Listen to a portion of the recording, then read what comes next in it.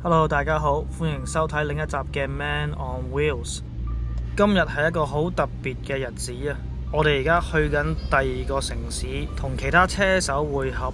其實今次呢係呢4個幾月嚟呢第一次同其他人踩呢個 group ride 嘅，就因為呢個禁制令嘅生效，個車會已經取消晒所有嘅 event 噶啦，直至到呢1-2個禮拜前就開始放寬翻少少，就慢慢開始有翻呢啲群體嘅單車活動咯。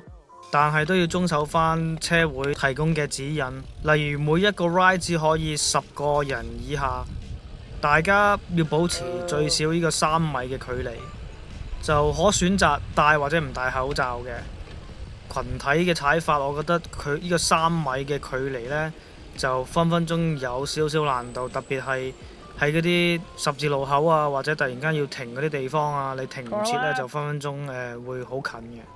咁今日呢一個 ride 呢，就大約係64 km 到啦，爬山呢就非常之少嘅，大約係450 meter 咁，屬於呢個慢速嘅走法。我哋今日總共有9個車友一齊踩，其中一個呢就係新成員嚟嘅。咁奇怪就係呢，佢竟然帶咗部爬山單車嚟踩，同埋係孭住一個背囊嘅。咁後嚟我同佢傾咗陣間偈之後，就發現呢，佢其實呢，佢係真係一個單車嘅新手嚟嘅。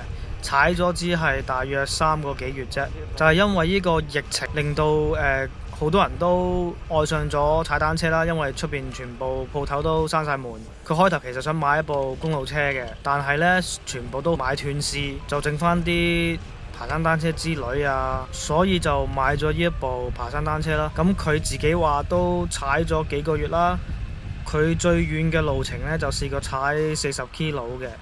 睇落去佢嘅身形都好 fit 下嘅，咁睇下佢跟唔跟得到啦。今日飲啖水先。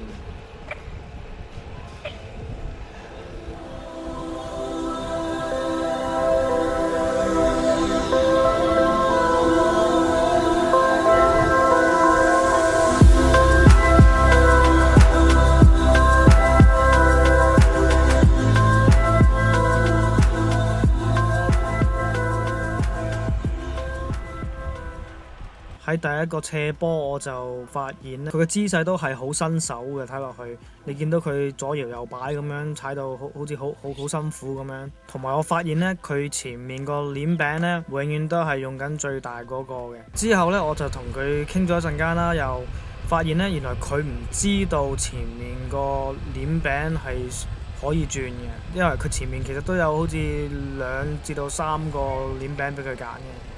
咁佢亦都唔知道後面個飛輪係幾時應該轉，爬山應該用邊一個 size 嘅。咁同佢解釋完之後，就好似開始冇咁吃力咯。爬山嗰陣時，其中一個車友呢，就話佢係做咗個比例，話佢係帶咗把刀去一個槍戰度，即係用錯架撐咯。我見到新仔個樣都戥佢辛苦。OK， 中途休息。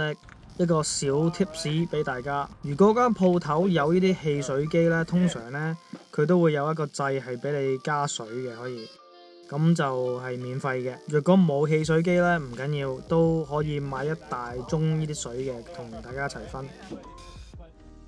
OK， 唞完之後呢，我哋個速度就開始快翻少少啦。但係呢，新仔呢就似乎跟唔係幾到，每10分鐘大家都要停一停咁樣 regroup 下，等下佢咁樣。OK， 咁去翻今日嘅題目啦，就係講最嚴重嘅單車意外嘅。咁首先呢，我就會問下其他車手，睇下佢哋嘅經歷。Hello Cindy 啊，係咪啊？我想問你最嚴重嘅一次單車意外係點㗎？係啦，有一次落完雨之後，我同一班人踩個地下仲係有少少濕濕地。我哋當時就喺市中心附近條馬路踩，咁我前面個車友呢，就踩過咗個鐵板，跟住佢架單車就開始失控，左搖右擺。當時我為咗避開前面個車手，就打側咁踩過塊鐵板，跟住我就即刻失控，然後就飛咗落地下。所有嘢就發生得好快，跟住我就昏迷咗。OK， 咁你走緊幾快嗰陣時？當時個速度大約30 km。有冇啲咩受傷啊？好彩冇乜嚴重受傷，冇碎到骨，淨係擦損咗少少。可能當時撞親個頭，所以突然昏迷。哇！真係好好彩。咁你最嚴重個單車意外係點樣發生啊？我最犀利嗰次意外呢，就都係發生喺啲好濕嘅路面上，咁就發生喺大約2年前啦，就係一個好大霧嘅朝頭早嚟，我記得係條路仲有少少濕啦。咁我就啱啱落完呢個大斜坡嘅，咁其實都減速翻㗎啦。咁座山腳呢，就最尾呢，就有一條呢啲鐵做嘅橋嘅，好短嘅。其實我都踩過呢條橋好多次嘅，但係未試過喺濕嘅情況度踩咯。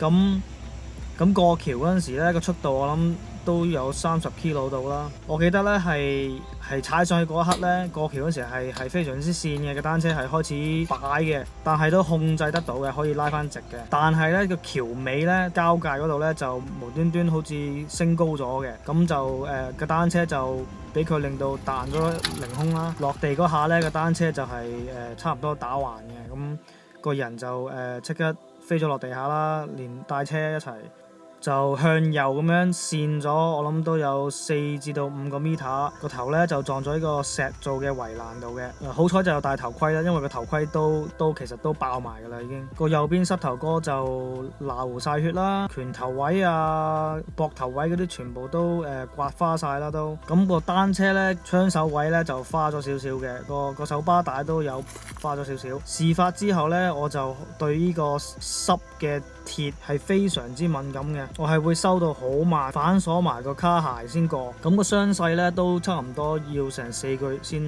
完全康復。唔知道大家最嚴重嘅一次意外係點樣嘅呢？不妨喺下邊留言同大家分享下。OK， 咁講翻今日呢一個 group ride 啦，我哋呢就輪流喺後面睇實新仔嘅，咁因為佢就冇 set 咗呢個路線落佢個手機或者個行車電腦度，所以要留喺後面陪住佢走啦，唔想佢蕩失路。同前面嗰啲車手比呢，我哋已經落後咗1至2分鐘啦，已經。最尾我哋係都有縮短咗呢個行程嘅。就由開頭想踩64 km， 而家縮咗去56嘅。其實新仔踩得唔差㗎，以佢嘅經驗呢，同埋佢今日呢一部爬山單車嚟講呢，佢真係可以話好有毅力啊！換著係第二啲人分分鐘會中途放棄添。雖然真係好辛苦，但係呢，佢下個禮拜竟然翻嚟喎，仲俾咗個驚喜大家添。所以記得留意下一集啊！如果你中意呢一條短片，就記得俾個 like、訂閱同撳埋個鐘仔。今日就講到咁多啦，多謝收睇，下次見。